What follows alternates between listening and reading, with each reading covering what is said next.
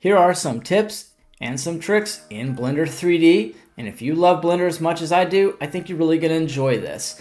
And if you don't want any boring intros, go ahead and skip through the chapters and find something you like. Drop it in the comments if there's something that you would like to see covered, and we'll see about getting that turned into a video for you. So sometimes in Blender, you'll do the thing and you'll scale it in object mode and you think you're all good. Let's just scale this on the y-axis for a moment. And beginners and experienced Blender users do this. You jump into edit mode, you grab this, you hit Control B, add a destructive bevel, and you get this mess. You might think as a beginner that it's supposed to look like that, but I promise it's not. We can just hit Control Z a couple of times and go back. And of course, if you go in the edit and the preferences menu and we go into the input, let's see, system, what you're going to see is undo steps set to 32. It's a little extra memory, but I like to set that to 100. This should be auto save, but you can just, for redundancy, go ahead and click save. And now you'll see what happens when I scale this.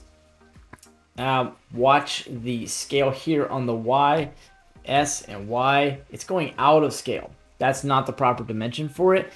And if the other ones are reading 1, which Blender likes, and you go out of that, you don't get the right results. So if we do this now, Control B, that's a real bevel. Well, that's a chamfer, but you add some segments to it, you've got a nice bevel. And I'm just going to right click, cancel that. So the solution to this problem is you can do two things. You can go into edit mode, grab a face, and press G and Y and pull that out. Now let's go back into object mode, and you see the scale is still 111. So now if you come in and bevel this, boom, it works great. Now let's go ahead and scale this on the X, and you can see our X scale is now out. This will not properly bevel. It may bevel a little bit, but it's not going to be good. So what we can do in object mode, like I said, hit Control A. Let's apply the scale. Watch what happens to the X when we do that. Apply the scale and boom, it's all 111 again. So now when I hit Control B, I get the proper reaction, and that is good. And of course, don't forget in the modifier panel, you're gonna have the ability to hit generate and press bevel, and then you can add a bevel to the entire mesh. I'm going to show you guys a cool use of a modifier, and we're going to get a more complex mesh for this. I'm just going to Shift A, drop in a UV sphere. Let's come over here to generate, and I want to grab a wireframe. Now this is going to effectively wireframe the mesh. It's going to grab every single edge, and it's going to cut away all of the faces. However, we do have an option to bring back this original geometry right here. We will check that we do not wish to replace the original, or you can do that, doesn't matter. Now I'm going to go over into the Eevee engine. So this is a little bit more like a real-time shader. I want to go to the material tab over here in the properties panel. I'm going to click new. I'm going to choose a different color than what automatically comes up. And now for this same object, I'm going to add a second material and click new. And I'm going to change the color for this. And you're probably wondering, where did that material go? Well, it's not assigned to anything. I could just tab over into face, grab this and assign that. And voila, I've got this set up. And just to show you a neat little thing here you may or may not know, but it's always good to learn again. I want to go to key map in the edit preferences, and you have a search action which can be put in for the spacebar. So it can either be play, or you can bring up tools. So you can press that and it can bring up tools, which is really cool, very useful. You can have it as play, it'll play the timelines and such, but I like mine to be search. So I can hit spacebar, I'll type in checker, I'll right click over that or left click, whatever you are, to get into this menu. Then I can assign it to favorites, it's already there. So I press Q, and then I can checker deselect and then assign And then you get something really cool like this. And in fact, we might just leave that. And what we could do is add a third material. I'm going to make this a little bit more advanced. And this third material, I think we could leave it as effectively white, but I want to turn it just a little bit more gray and more metallic, like very metallic. And then I'm going to shift this up to slot 2. Actually, I don't really have to do that. We'll leave it as slot 3. Let's go back to the bevel modifier. I want to have this as the active object. And the material offset here is going to read material slots in the form of an integer, starting with 0, 1, 2, 3, and so on. And a lot of these things that are in here are all integers. Let me see if I can find an example, another example of an integer. So over in like the light linking menu in the objects here, this is a display collection list. And if we start adding things into it, you know, if I had lights to link, then you would see objects popping in and they'll be listed 0, 1, 2, 3, 4, 5, and so on. And that is the same thing here, and it is the same thing here. This is 0, 1, and 2. So if I come back to the modifier now, and I'm on material offset 0, I could press 1, and I'm now grabbing the orange, and if I press it to 2, we've got that nice silver material.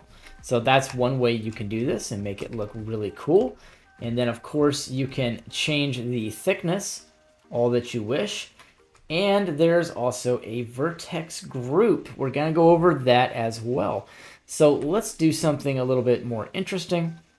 Let's grab the top here. And I'm going to see if Blender 4.3 has not changed too much. I'll press Control plus, and it's just not going to do that. Okay, so what we'll do is we'll just grab these. And I think it's good to just grab the entire top half. I'm just going to make sure I've got everything there. Looks good. And now with that selection, let's go over here to the vertex data area. We're going to go to vertex groups. And don't worry if you don't understand all of this yet. Procedurally, starting to do some of this, you would know later, and you'll learn it later. You're never going to absorb everything. So we'll just call this top half. And it's very important that I go ahead and assign that and make sure I have a weight of 1. Now go back over to the modifier. I'll grab the vertex group and I'll call that top half. Let's go back into object and you'll see we now have this very nice faded effect, and the factor can be changed here so I can have it kind of blended in, if you will. Now we have a few more things on here, like edge creases. We have a relative offset. You can do even thickness, which I think is a little bit better, but whatever you want to do. And of course that replace original, if you do want it like that. This looks really, really cool. So you can also match the bottom, or you can just have it completely off. This would make a really neat cage or something going into the side of a wall, possibly rotated or something on like Y at 90. And that would look really neat. And you could do all kinds of different things with this. So that kind of covers the wireframe modifier for sure. And don't forget, there's an offset here. If we don't replace the original, the offset can bring that back into the mesh and then just make it kind of just barely poke out, or we can have it all the way sitting on top of the mesh.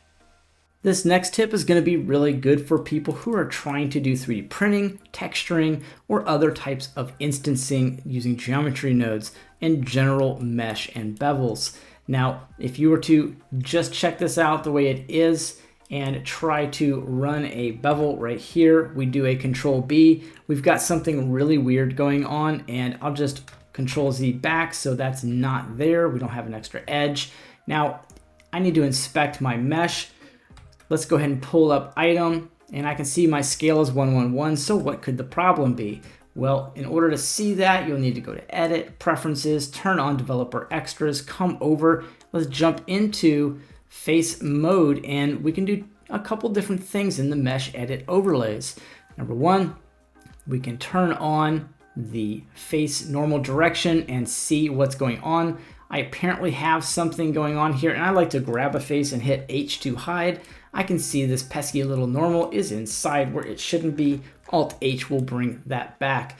Now, I don't know what really is going on there. I could maybe Control-N and, I could do an Alt-N with this and flip that normal. But before I do that, I want to do a mesh inspection in object mode. If I come back over to object mode, I'll have face orientation. I can clearly see that this face has been flipped and the normal is in the incorrect direction. So if I grab this now and hit Alt-N, I can flip the normals, and now that face is going to be in the proper direction. Sometimes you can also, depending on your mesh, grab all of it, Alt-N, and recalculate to outside. Be careful because these can definitely change textures. Don't forget to go back into object mode and turn off face orientation if you don't want that on. And then in edit mode, you'll have some other things in the mesh overlays. You can definitely check the face area. This one's pretty useful. So if you grab a face, you can scale this out and see this is 12.5 meters. Looks like to the second. And what we can do is we can come over here to scene and we can go into units and we can change this. If you're in America, you are going to want imperial. You're going to say, hey, that's 134 square feet. Okay, so now that will help you. And if you're not, then you'll want metric. And to be honest, I can't really see what that last digit is. So my resolution is pretty high right now, but it can be helpful for you to know what's going on. Now, of course, you'll have other things like edge length, edge angle. I wouldn't have them both on at the same time. And then of course, face angle. And of course, all of this can easily be turned right back off, and you can control the size of these normals so they're not intruding. You can also get the angles here for the vertices. We want to split the display to split normals for the vertex. And over here, you can get the vertex normals as well and display them as lines pointing out, so you have that direction. So all of these things will help out a lot, and make sure you can turn them off. This next tip is a little bit more of a teaser, and I've got a full tutorial I'll link down in the description. But what you would do is you would go to Edit, Preferences, go to Extensions, if you're in one of the extension branches, and type in Carver. If you're in a regular Blender, you'll just, something that's 4.0 or earlier, then you'll go into just add-ons. And then of course you can update this or do whatever you need to do. And it's awesome. I didn't even know there was an update. This is January 19th, 2025. So I'm going to go ahead and do my update. Then you go into add-ons and go ahead and type Carver, because this is where you're actually going to get your controls, and you'll see a list of hotkeys, profile prefixes, and other things. But here's your little teaser. If I was to grab this object in an orthographic view of say 1 or 3, it doesn't matter. What I can do is press Control-Shift-X to invoke the Carver tool. I'll press spacebar to change this to circle, and I'll shift between X and W to get my subdivision count. Then I'll just tap left, and then I can hold Alt, and I can move this anywhere I want. And I do have cursor depth on, and so if I go ahead and click that with cursor depth, it's going to read this deep into the mesh and then give me something really nice like this. If you don't want it to leave behind a modifier, then it won't. So I've just got a bevel on here, so everything I use the boolean on is going to get a bevel. But go check it out. I've got 2 full tutorials on this, and one is more of a crash course, and then one complete master course. And both videos link to each other. This particular tip is going to be twofold, and I think you're really going to like this. So what we're going to do is instance really quick, and let's do something like a torus. I like the torus for this. We're going to leave it at world origin. I'm going to scale it down a little bit, even though I don't have to. I'm going to do Control A, and I'm going to apply that scale. I'm also going to turn on my screencast keys so you guys can see everything. Now I'm going to shift click, so I still have the torus selected, but the one with the little box around it, that's my active object. Now I can hit Control P and parent that object. So now if I take this selected object, go to objects, and I can come down to instancing, I can now instance this on faces. And this is going to work really, really well as far as putting instances on the face with a few controls, not a lot. You can change this scale by face, which does help out a good bit, and I think that's going to be pretty useful. You can also do this on vertices. If for some reason this makes sense to you, you can then align these to normals. There are some other things. Now, the instancer does not have to be there, and you can remove that object. And of course, you can take your original object and just press H to hide that. And if you want to find that object, it's now going to be under the cube. We didn't remove it from the render, only from the viewport visibility. So if you don't want it to show up in the render, you can do that and then still have it there so you can prototype. And of course, you can bring it back or have none. Now, the other part to this tip is, don't forget, this is an active instance operator that is going on behind the scenes. So that means you can tab, go into edit mode if you have machine tools. If you don't, you'll have to go up here, switch, and go to face. No big deal, but you can actually hit I to instance and then get more of these on each face. You'll get one, and now you can scale these to match those faces. Super cool.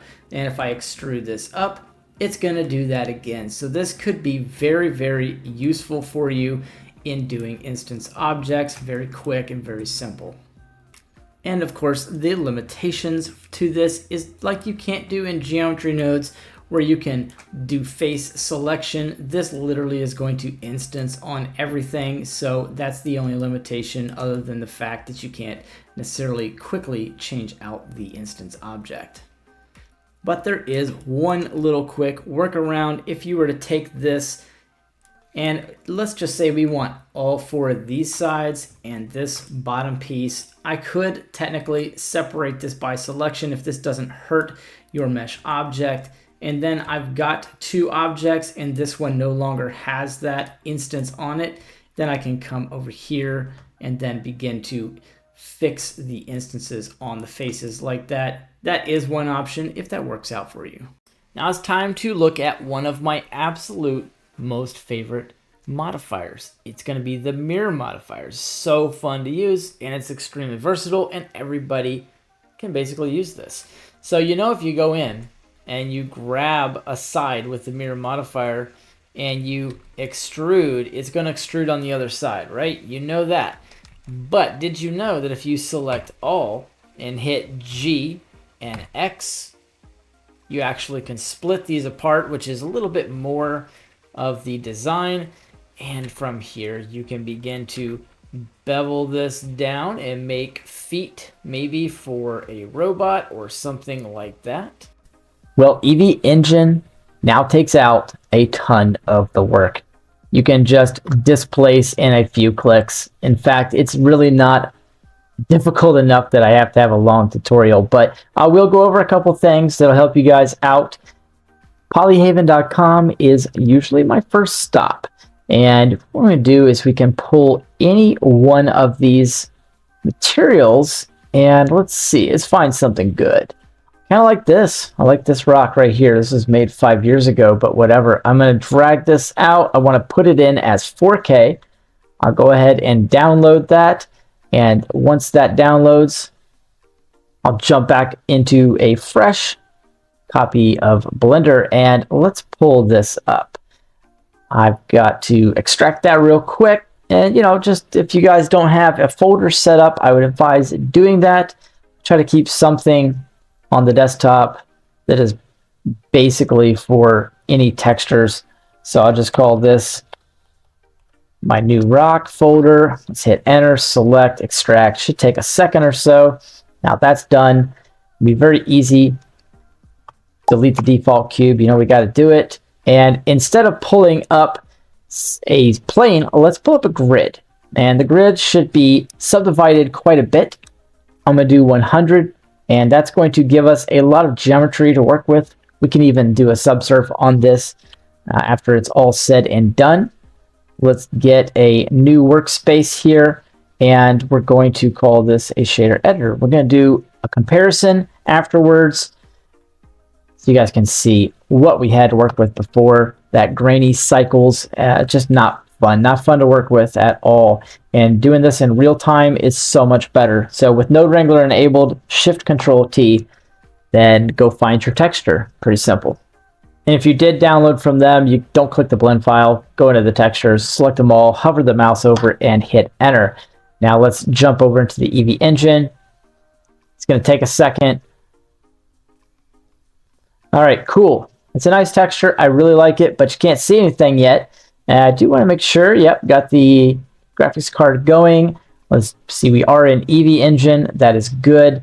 Let's come on down, color management. I want this to look nice. I'll put it to high contrast. I always do that. Love it. Go to the texture, scroll all the way to the bottom, and let's go from bump only to displacement and bump, and then you're going to get this mess. So you want to go down to your displacement node, and let's bring that scale down. Now let's move back in, and let's bring that scale up a touch.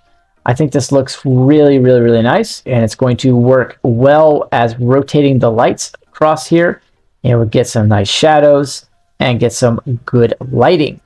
Now the next thing that I want to do is just amp this up a touch more. We can throw a subdivision surface on that, and I can see that cleaned it up a lot with just one, but you are going to need a lot of geometry if you want to bring out all of the details. So if we turn this off, you can see that's a lot of detail you're losing if you don't have a subsurf on there. So that's about as difficult as that gets. Hey everybody, if you enjoyed these tips and tricks in Blender, let me know. Drop it in the comments, different things you would like to see covered. I'll see you guys in the next video, and as always, happy blending 2025.